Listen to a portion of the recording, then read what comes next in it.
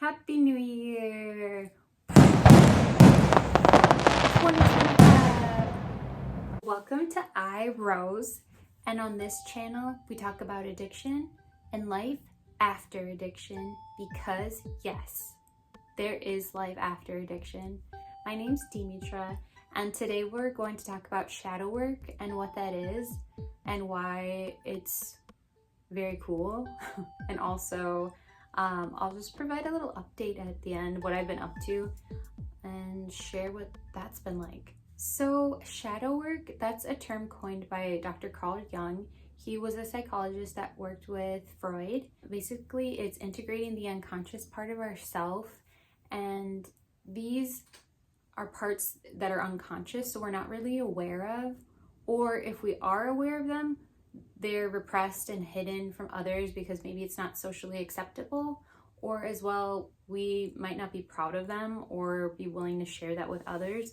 So it's really part of us that's in the dark, that's hidden maybe from ourselves, and maybe we don't know, right, if we have it, or we know and we're kind of ashamed of it. Shadow work is not easy. It's not something that's easy that you can just do and go about your day. It's heavy work, really. It's taking a deep look inside yourself and seeing, why am I like this? Why do I have these triggers?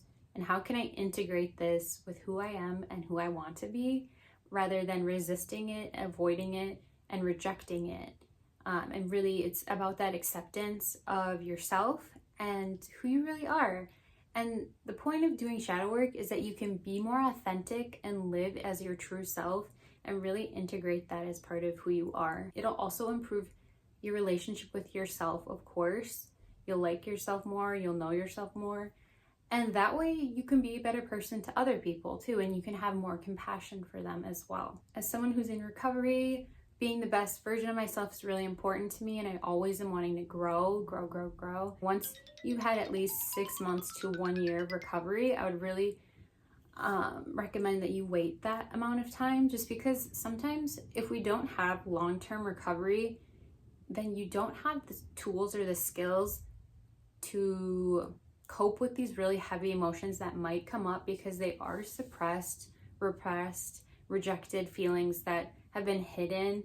And right now in shadow work, you're searching for them. You're shining the light on them, literally trying to find them, talk about them, integrate them. It's almost like hugging them, which I know sounds weird, but it's seeing that as well in others and noticing that within myself, because I really believe that who we are and what we see in our daily life is a reflection of who we really are. Shadow work, I think, is one of the biggest things that someone can do for themselves, because it's really taking a look at those negative or unwanted aspects of ourselves and working on them daily.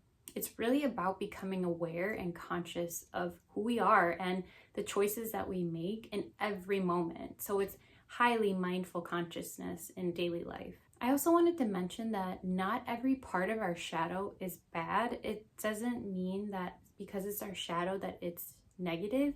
It can also be really powerful things like our strength, maybe who we are, our creativity. Maybe that's something that we've repressed or hid, and that really now it's accepting that and accepting maybe I am really strong and I can do things on my own, and maybe I am creative, and a part of me was hiding that, and maybe there's shame or anxiety or shyness behind something that's really positive, but it's felt like, oh no, maybe that's my ego, or I'm not supposed to be like that because I've been told since I was young that I'm not supposed to be like that. So I think that shadow work's really relatable, just because we all have that shadow side to ourselves, and it's whether or not we want to integrate that or ignore it forever.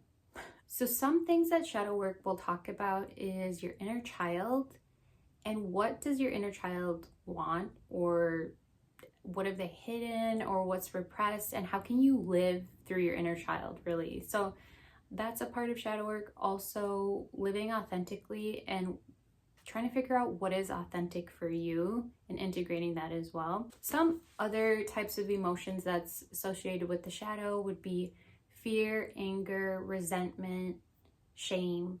And these are really difficult emotions. That's why it's really beneficial for you to do this work with a licensed professional, making sure that you're definitely strong in your recovery and that you feel strong enough to go into your shadow and look at who you are. Part of doing also like a 12-step program through AA or NA, which I also kind of want to bring that up as well, because I think there's the step 4, which is taking a look at your moral inventory and seeing how you contributed to situations and events with people. I think that's similar to shadow work, actually. It's taking a moral inventory of ourselves and really seeing how is that like me and what can I do about it? Once again, getting that awareness. So thank you for listening to that portion of the video. I also wanted to provide just a little update because I know it can be helpful for people in recovery who are early in recovery and maybe don't have hope for their future, for, you know, their path, because it is so difficult, that road to recovery, and it feels really slow. So I'm about 5.5 years clean right now, and I have been busy this year. 2024 was a big year for me. I started my own business. I bought a house. I passed my exam for my LPCC, which means that I'm working towards becoming a therapist. I also went back to school again. I'm going to become a spiritual counselor as well. So I'm working on that certification right now, which is really exciting. I should be done in about 6 months or so. And then also, I started a women's group. It's a women's spiritual and sober clean group. So the members, they are clean and sober and spiritual. I got a kitten, and oh yeah, I cut my hair. I donated my hair, so that's why it's pretty short. It was like up to here when I cut it like six months ago now. I wanted to say that I've spent a lot of 2024, the second half, really focusing on friendship. That's something that I had not prioritized in the past. And growing up, I was very extroverted, very like, just like, I was like kind of making the plans too. And I really liked that. I liked getting and introducing my friends from different circles. That was really important for me as well. And this year I felt the urge to get back to that. So in August, I decided to go to more AA and NA meetings to really increase my social circle, because I felt a need for that. I just felt like a longing and a desire for that, and really putting in that effort pays off.